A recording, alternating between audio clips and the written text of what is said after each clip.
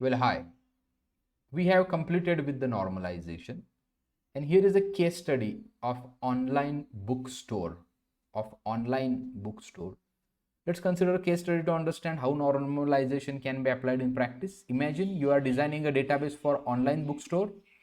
The requirements include the storing the information of books, authors, and the customers, right?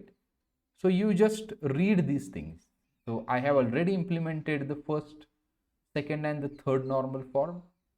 All the things. So when all the examples I already have shown by means of this Excel sheet or by means of this Canva board, right?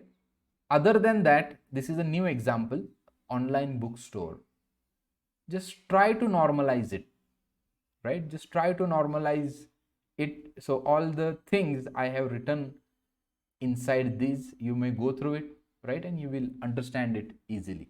One case study I already have implemented and given it to you to understand how exactly things are working in something more real kind of stuff, right? So I hope you will do this thing. And if you get any queries, questions, please write it in the comment box. Thank you.